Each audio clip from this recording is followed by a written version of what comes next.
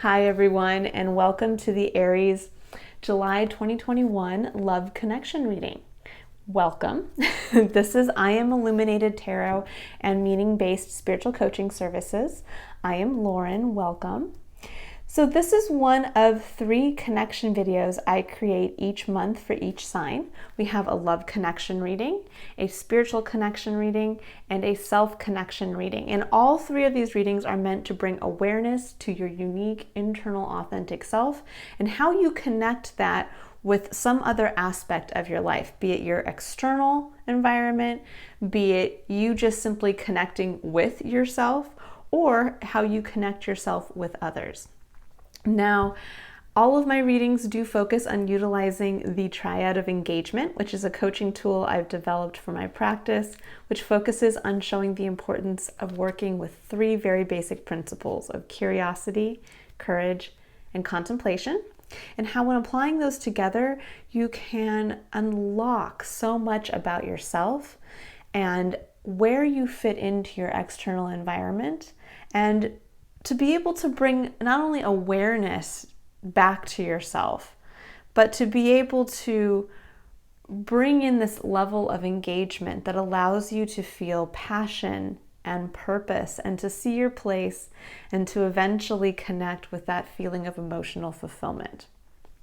So, we're going to jump right into your reading, Aries. So the love connection reading is really about focusing on you and your unique internal authentic self and how that is connecting with others and their unique internal authentic self. Now, there may be specific messages that come up that are about romantic love or about relationships, and so I will discuss those as they do come up. But to start, what we're going to do to engage the Triad of Engagement is we are going to pull a card of advice for, oops, and my deck is upside down, for the principle of curiosity. So we're taking a look at kind of opening ourselves up to the energy of love. So when we think about curiosity is really where we get a chance to step into that beautiful, childlike sense of awe and wonder and openness to both ourselves, and we can direct that externally to our external environment. What happens is as we get older, we tend to lose that sense of kind of openness to everything. We start to feel like we've been there, done it all, seen it all, and we can also become kind of jaded and pessimistic instead of open, optimistic, and receptive. So when we're thinking about the energy of love is really it's an incredibly supportive energy. We actually have a card that came out, but it's incredibly supportive energy that really works both ways, meaning we not only need to be able to be in a place where we receive love, but we need to be giving it as well. And when when this kind of give and take with the energy of love is not within balance, this can actually affect our entire experience, our entire life experience, because love is not just specific to romantic love. Love is also about how you can bring that into your interactions, specifically between and with others. So this can be at work. You can engage with the principle and the energy of love specifically when you are choosing to do your best in a task at work. You're showing your boss or your manager or your coworker how much you love them by taking your role seriously, by taking your work seriously. You can show a friend how much you love them by being there to support them or just simply sending them a little message throughout the day that you've thought of them. You can tap into the energy of love by being forgiving in the moment. And this can be even a tiny little moment where you're at the grocery store and you're frustrated because a person in front of you has a bunch of items that don't have tags on them, or their payment is getting declined and they're having to figure out how to pay. And in that moment of where you're getting frustrated, to stop and say, you know what, I love this person. I love all people, and I'm going to, instead of getting frustrated and coming from a place of not wanting to give love to another, I'm going to push down and push away that frustration and tap into the energy of love to see this as a greater experience, to understand that at any given time, my role could be reversed with this person. And I hope that another would do the same, to be patient and show me love so that I could then receive that in that moment. And that's how love can be supportive. Sometimes when we're in a position, I don't know why I feel like I need to go down this tangent, but maybe some of you guys need to hear this, that sometimes the supportive element of love is simply just by somebody else around you being patient with something that you're going through. And we can give love in the same way by seeing something that somebody's struggling with and by simply being patient with them. And that's a beautiful example of the give and take, of the energy, the greater energy of love, and not just romantic love. Okay, so to open the month with awareness around love and your connection to others is Dream Talk. And it says, your subconscious constantly and subtly speaks through your dreams. It's just one of the many ways in which your soul and those here in the spirit world can reach out and communicate with you through signs, symbols, messages, and more. And I think this is interesting that it comes up because when we're thinking about your connection to yourself and connecting that with others, and then we have Dream Talk in this role of curiosity. This is kind of really speaking to coming back within, that these are your dreams. They're not the dreams of others. You're connecting with yourself in your dreams. And really what I'm getting as far as kind of this open curiosity towards the energy of love and receptivity is, how open are you to basically getting almost, and I always interpret this Dream Talk card as not just dreams specifically, but your kind of the subtle messages that come in from the divine, that come in around you, that can come in even from when you're in somebody else's presence and they're talking, and suddenly you have this kind of, a memory comes to mind, or you have this moment of connection, that somebody brings up a song that they're listening to and that song reminds you of this, and all of a sudden you're reconnecting with an aspect of yourself that you had forgotten about. And sometimes we close ourselves off to that. We close ourselves off to getting messages through our dreams. We close ourselves off to even believing that the supportive energy of love is all around us at any given time, and that spirit is part of that. That our direct connection to others does include spirit, does include the divine, does include whatever you believe is around you, whether that's God, whether that's angels, whether that's deceased loved ones, or even just the energy around somebody else that you're, sitting face to face with. And where I would say to kind of open up this reading, to be curious, is when we're talking about, again, tapping into the positive components of curiosity, to use this to bring you into a place of awareness, we're talking about being optimistic and open and receptive. So I would say be curious this month about looking at your dreams, looking at what messages are coming in through your dreams, looking at when you're engaging with others, really hearing, listening, engaging with what they're saying, and bring it back to your own experience, and leave yourself open to these little messages that come through, these little feelings, that kind of element of, oh yeah, I forgot about that TV show, and then where that leads you, what memory does that lead you towards? Because these are aspects of self that sometimes spirit, through other people, is trying to unlock in you. That it might be something as simple as you've been struggling with the energy of receiving love from others because it all comes down to one point as a child where something disruptive happened in your life. And maybe as you're talking to a friend or talking to somebody else and they make mention of this TV show, that then leads you to go back in time to the last time you watched that TV show.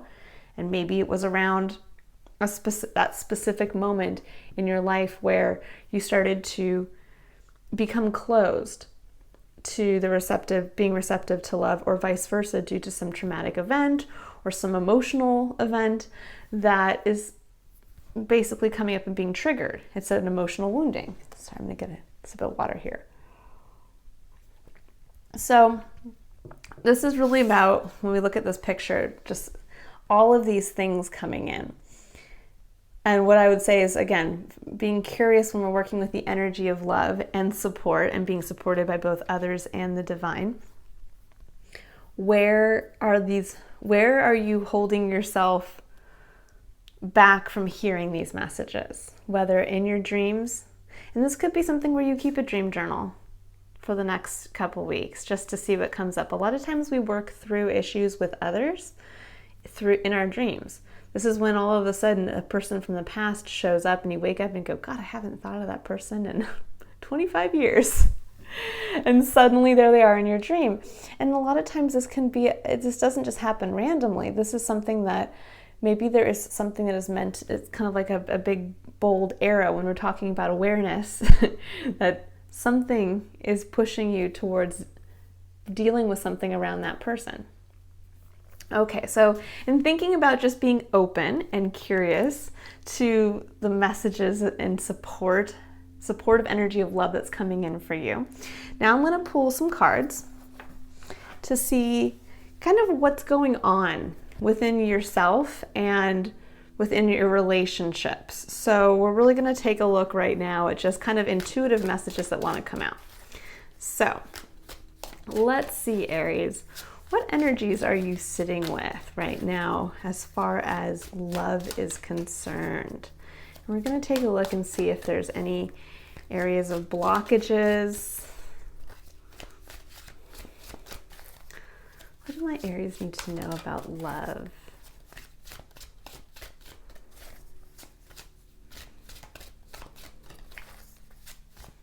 Very closed, Aries. Are you? Let me see if I can pick up on anything intuitively. So we're going to engage with the concept of courage at this point as well. So we're talking about the Triad of Engagement, which focuses on curiosity, courage, and contemplation. As I'm pulling cards for your energy and the energy of others around you that you're connecting through the energy of love, we're going to focus here on the concept of courage and the courage that it takes to... Oop, I guess this card wants to come out. Let's see if anything else wants to come out. Concept of courage, and really, having the courage to face aspects of self, and having the courage to face also what may be blocking you from engaging in the best way with others, or that may be around just love in general. Ooh, that is way too many. Let's see if we can get just a couple more for you guys. What do my Aries need to, what are they sitting with right now?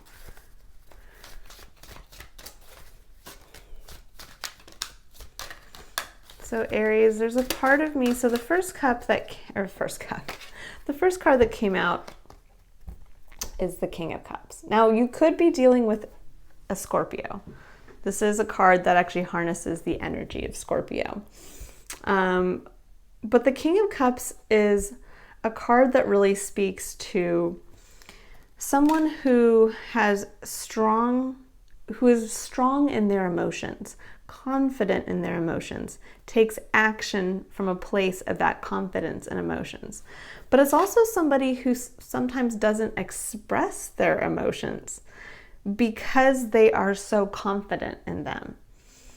Because they feel that, well, these are my emotions and I'm going to act from them. And there's somebody who's not going to be prone to emotional outbursts. It can also mean that they're not prone to emotional, like nice emotional outbursts, meaning like becoming overly lovey-dovey. It's an interesting it's an interesting energy. I love the King of Cups because there is something to be said about being strong in your emotions, about really understanding how to act from that place of connectivity to your emotions. But what I'm going to see here, I'm going to actually get, I want to see if I can get some additional clarifier cards. So what else is coming up for the King of Cups here?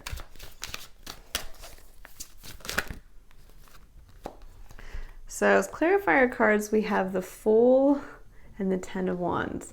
Very interesting, Aries. This is these two cards are basically diametrically opposed to each other. The Fool is all about, and you can see here, the Fool is holding what traditionally would be a stick with like a little knapsack. He basically would be holding just one stick, and he's leaping happily without any cares off the edge of a cliff.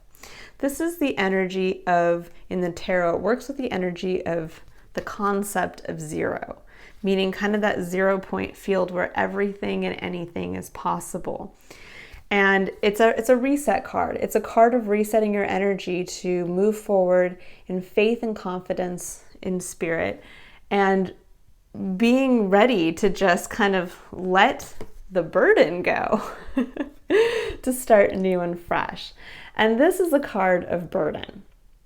This is a card of having the burden of action and passion on your back. I mean, this is a man carrying a very heavy load, 10 wands.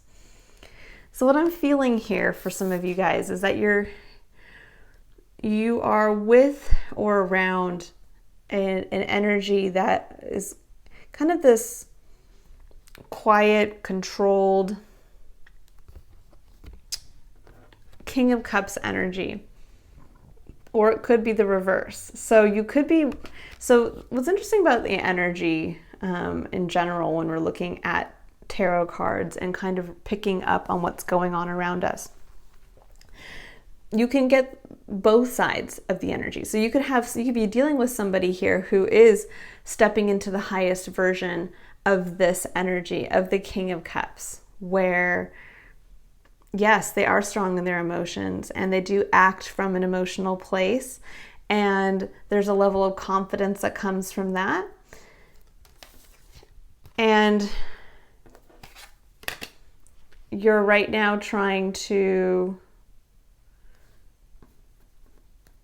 and what I'm getting actually here. So the other side to that is that you could be dealing with somebody who's not like this. Somebody who is coming into the lower version, the lower energetic version of the King of Cups, which is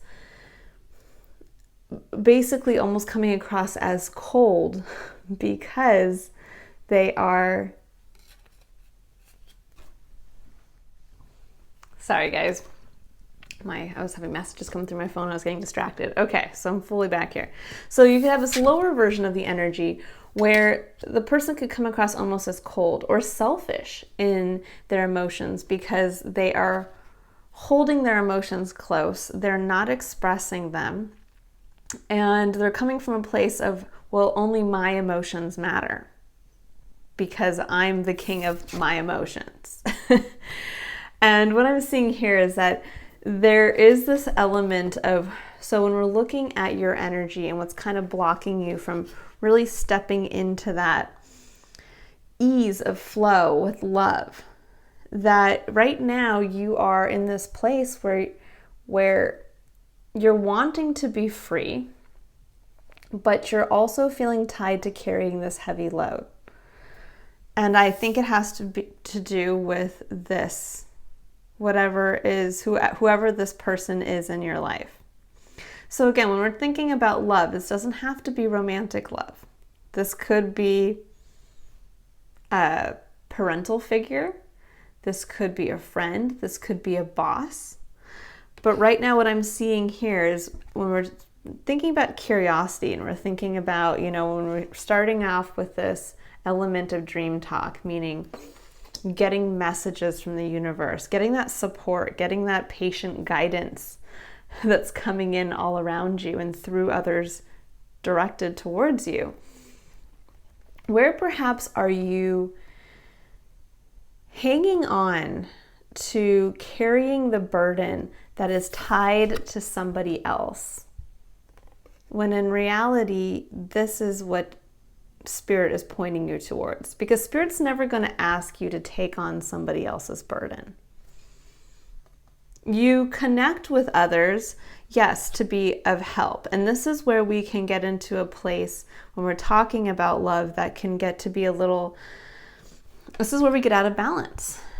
This is where we start to feel sometimes, and I know because I've been here personally in past relationships, where I felt that showing love was taking the full burden on myself.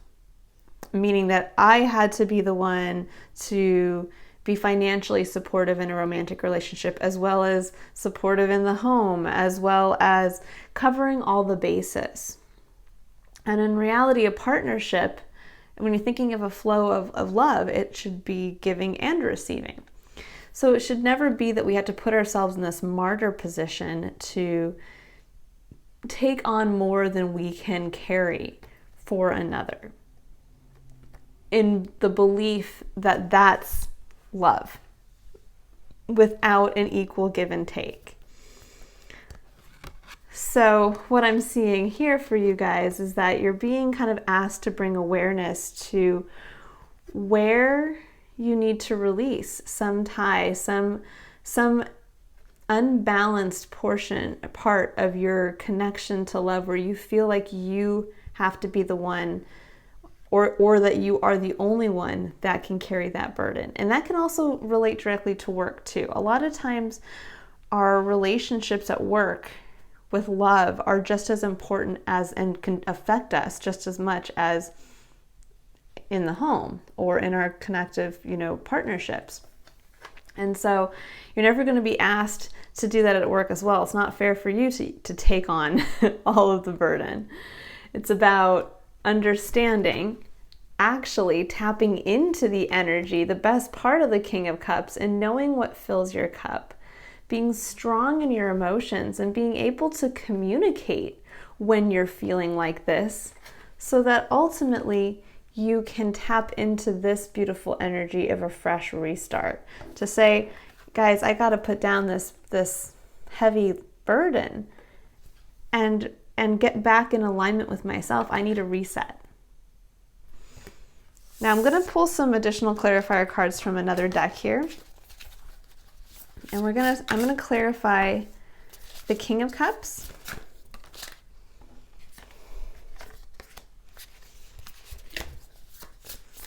A few extra cards here.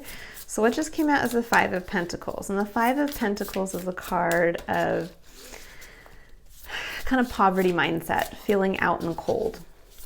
So, and we have the additional two cards of Knight of Cups and the Nine. So we have Five of Pentacles, we have the Nine of Swords, and we have the Knight of Cups. And what this is stating to me is there's this element around this King of Cups in your life, this energy, where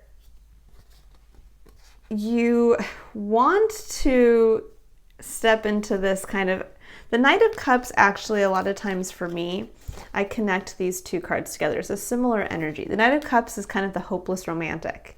He's the knight who's going to be gallivanting around with his cup. So he's also coming from his place of emotions, and he's going to be the one who's like going to be romantically rescuing the damsel in the tower and wanting to come in and talk about the romance of life. But yet there's this component here around this King of Cups, around somebody else that you're connecting with, where you feel that you want to connect with that energy, but that there's this worry over kind of being left out in the cold in a very tangible, physical way. That right now, and this could actually be two things. This could be that you feel this way because this person is not communicating from a kind of Knight of Cups place, kind of from this romantic, grand gesture kind of place. Or this can be that you feel that if you are to confront this energy, to put down your burden and step out into this beautiful, fresh start energy, that you're going to be left out in the cold, that you're not going to have enough, that, and this is where the worry comes in. The Nine of Swords is a card of the worries and the negative thoughts that keep us up at night. This is worrying about all the what ifs, worrying about if I step away from this job, or I step away from this relationship, or I stop somehow taking on the full burden, well, I won't be supported. And yet I want to feel this romantic kind of, again, hopeless romantic vision towards life. I want to feel like that, but instead you're feeling like the reverse. You're feeling like your interaction with this energy here is bringing you a lack. So let's take a look at the burden that you're going to have to courageously put down. Tell us more about the Ten of Wands.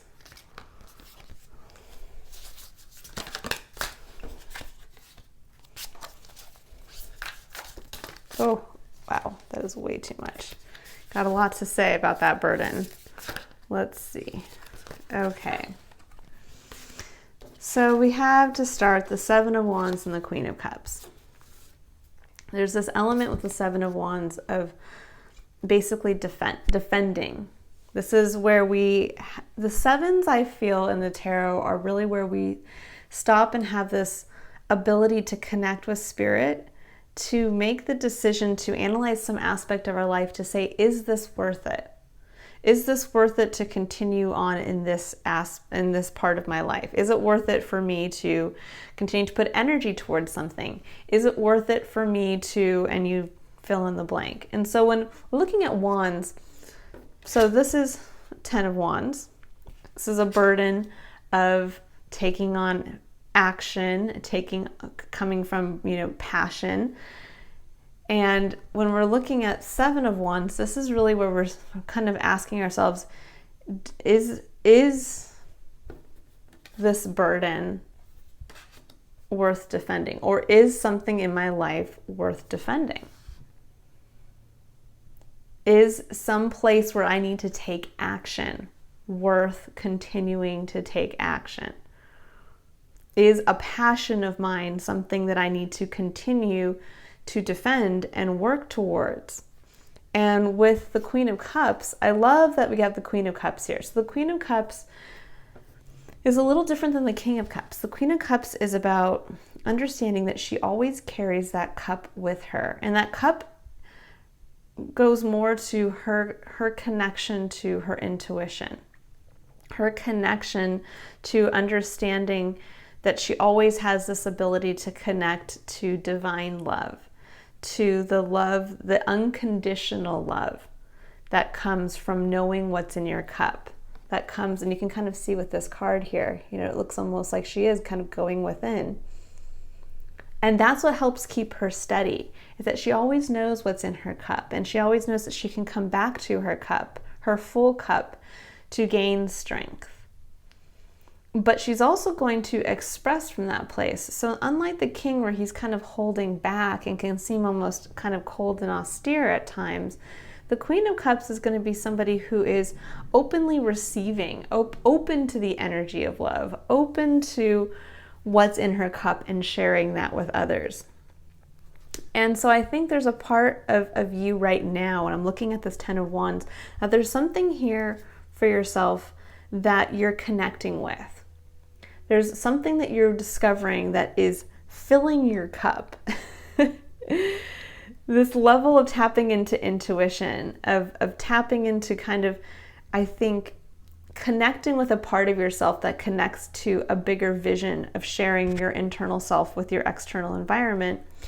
And that you're wondering right now, is it worth pursuing? Is it worth me continuing to now that I know what's in my cup and I'm emotionally starting to connect with something, is it worth it for me to continue to defend it?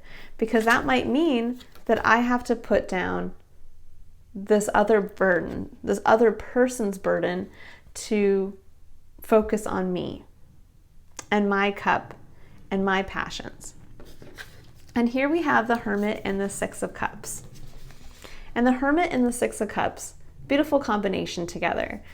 To me, right off the bat, what this is making me think of is being reminded of something from the past, kind of having this like aha moment of, this is what I've always had the power inside of me to do. The Hermit card is really about understanding that we carry our own light within. We carry the light of the star. And the star for us in the tarot is our guiding hope. It's that part of ourself that we connect with that is very unique to us. It's our hopes and dreams for our future. It's the light of love, that connection to divine love that we bring out when we connect with others. So it's about really tapping into that quality of shining from within. I don't know if you've, been around other people where you just feel like they light up a room. Well, we all have that ability. We just oftentimes are not tapped into it. We don't understand what that part of ourselves is and how we can emanate it and lead from it, and also utilize it to allow us to connect with others in a more meaningful way, to actually get more information to continue to kind of point the way. This is how we are able to tap into seeing our place and purpose, is kind of being guided through our authentic interactions with others and shining our light so that they can shine their light.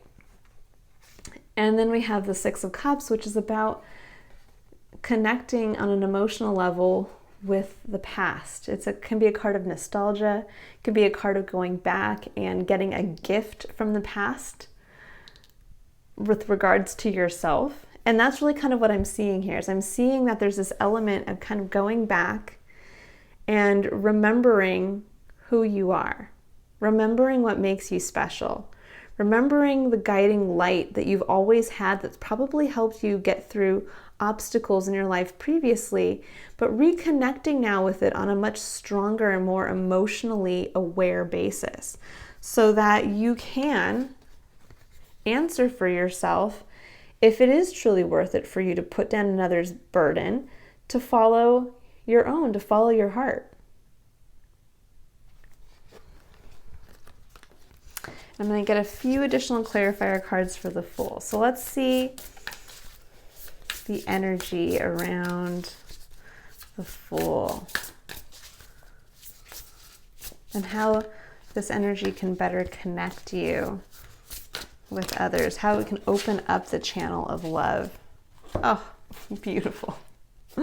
So we have the Two of Swords, the Page of Wands, and the Star. So here is the Star. This is the actual star that's glowing within. So as you go back to tap into what is that hope and dream, well, here the Fool, the reason why you're basically being asked to put down another's burden is so that you can go out and realize your own star. So here, what I love with the picture, this depiction of the Page of Wands, is that you notice she has one wand. She's not carrying 10 heavy burdensome wands. She's playing with one wand. It's her wand. It's her wand of passion. And this is such a light, youthful, almost childlike energy of going out, and it's like imagine that feeling of being given a magic wand. Truly, this is the gift of our passion, the gift of of reconnecting on some level with that passionate part of ourself, that passionate part of when we think back to the best versions of ourselves as a child. What was that? What inspired us? And what that's going to lead by basically releasing the burdens of others to tap into the passion that is your direct tie to the divine. It's also going to be what helps bring you into connection, more authentic connection with others, because you are showing your passion. Can you imagine how cool it would be to meet somebody and they're like, look at my magic wand and everything that I can do? That's the power of being able to be aware of yourself authentically and be excited with who you are, and to understand where your passions lie. Because that's what's going to show you your star. That's what's going to lead you. When we think of the star is your guiding hope. And that's where it's going to be able to not only illuminate this for you, but help you get there. And we have the Two of Swords. And the Two of Swords is it's the illusion of a decision that you don't know which way to go. It's the illusion that you're sitting there going, I don't know, like you're in your head saying, should I do it or not? Do it or not? And in reality, as you can see here, she's blindfolded, and these birds represent the swords. Now, it's just a lot of noise. In reality, she can tap back in at any given time to her full cup through emotional connection. It's just a lot of noise in her head that's distracting her from understanding that where we choose to have courage really comes from emotional connection to self, and emotional connection to our external environment, which includes others. It's very difficult to make clear decisions when we are not emotionally connected to the value of those decisions. This is where, when we start to kind of get into this place, this is where we actually lose connection. We lose authentic connection to ourselves. And this is where we can just kind of go through the motions of making random decisions, or not making any decisions at all, because we're not willing to tap into our cup. We're not willing to tap into that extra level of emotional and spiritual and intuitive attunement to be able to say, what feels good for me? And to also admit to ourselves when something else does not feel good, when something else is a burden.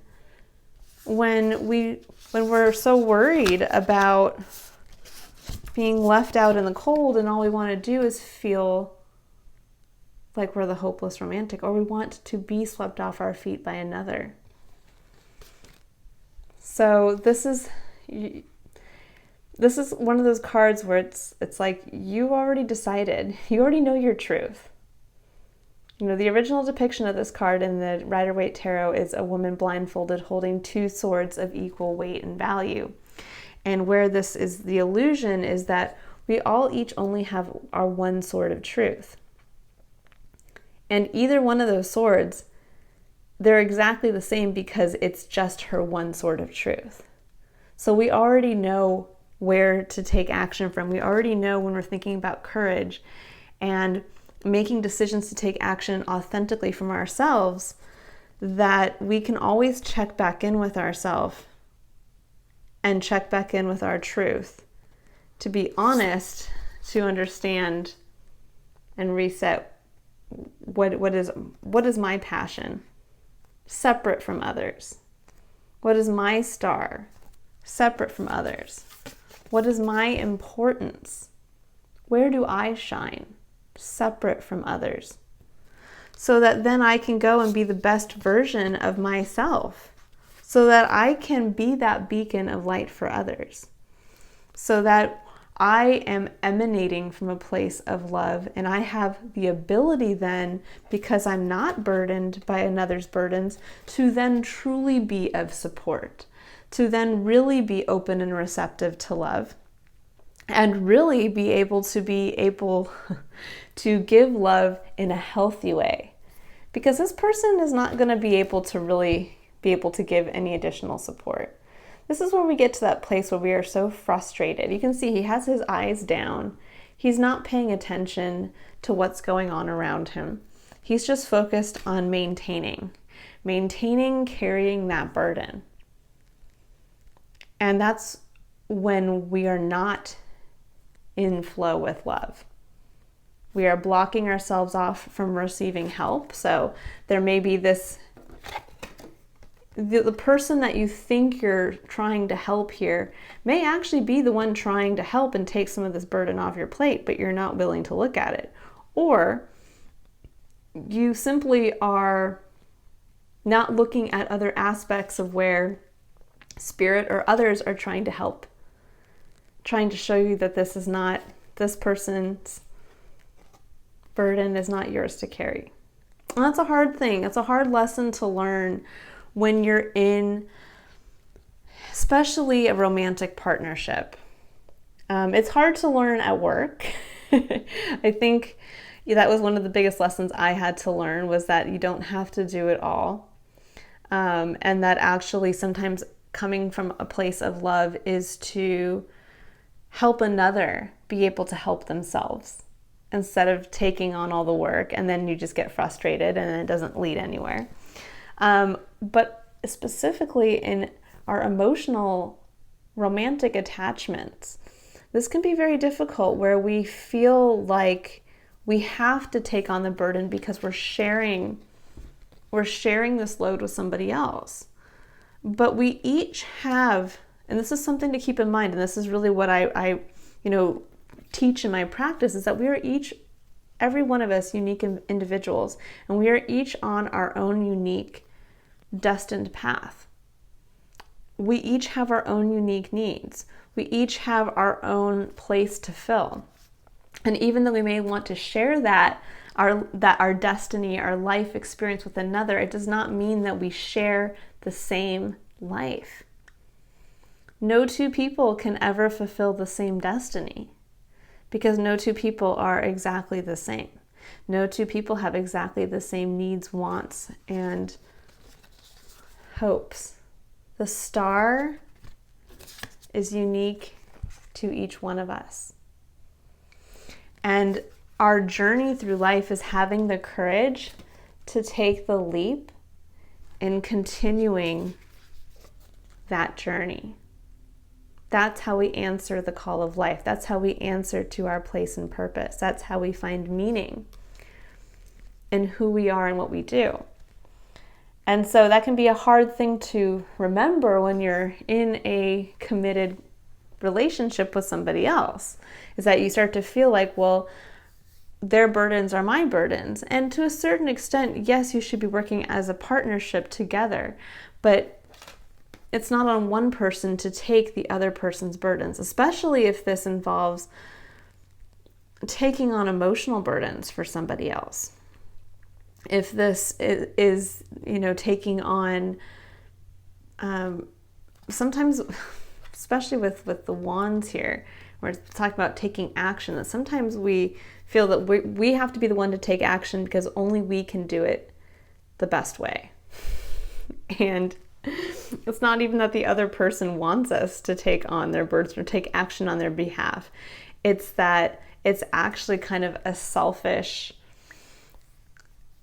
almost demeaning way that we can, again, we think we're being supportive, but we could actually be reversing that beautiful energy of love and support to another by coming in and saying, well, let me do it for you.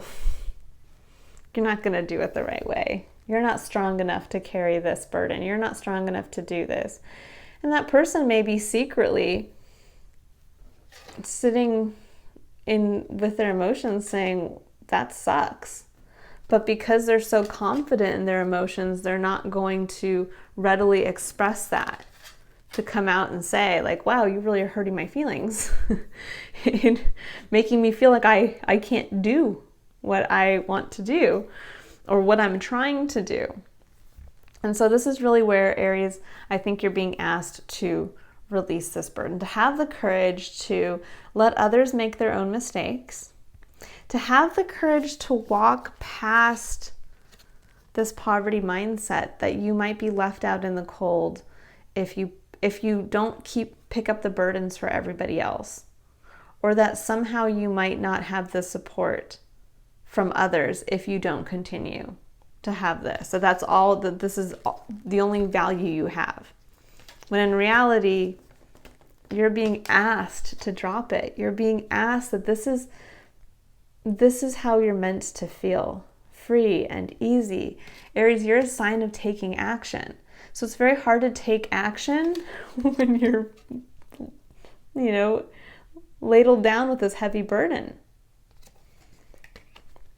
So in order for you to be truly in the energy of love, you need to be able to free yourself up. And that involves having respect for what's in your cup and having respect for what's in other people's cups as well. And it's okay if you want to be the hopeless romantic, and it's okay to expect that from others. Life is meant to be enjoyed. And I think, yes, it's worth it.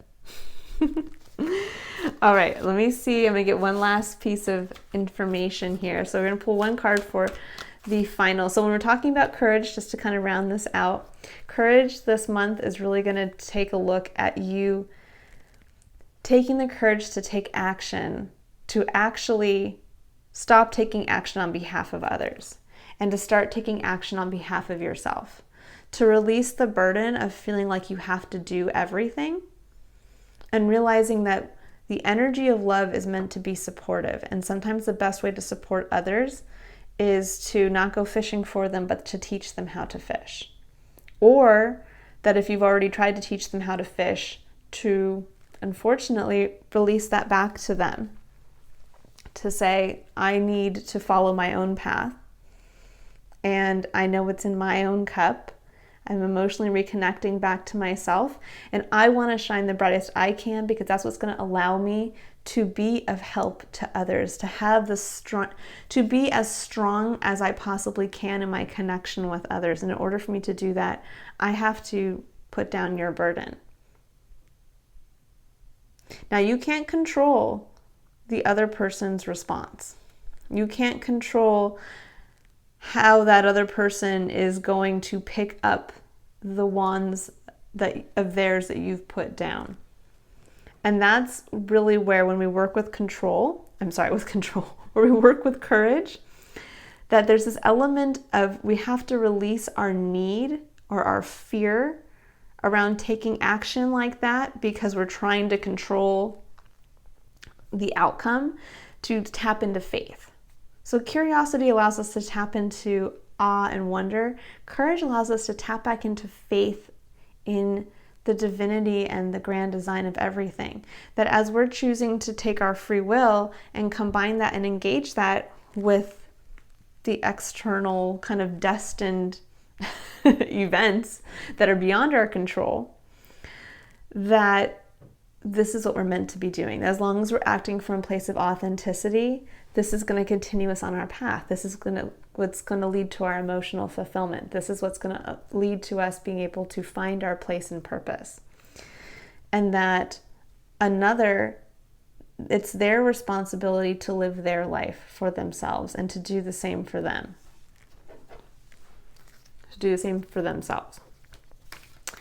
Okay, so now we're going to pull a last final card here as some additional information. And we're focusing on the concept of contemplation. So when we're thinking about contemplation is where we get to integrate. It's where we get to take a look at lessons learned and we get to apply them. This is our seat of continued self-education through direct experience. Contemplation is such an important concept because it's where we get to connect the dots. All right, I'm going to see if I can, actually, I think I like that. So we have between worlds, and it's the number 3, which the number 3 to me I love. The number 3 is the number of, it's the number of like God and destiny combined with childlike wonder and awe. It's like the when I think of the number 3 together, it's that concept of greeting God with the childlike, with a childlike sense. But they're kind of one and the same for me. The number 3 is a number of building as well. Number of building, I always feel with spirit, with others.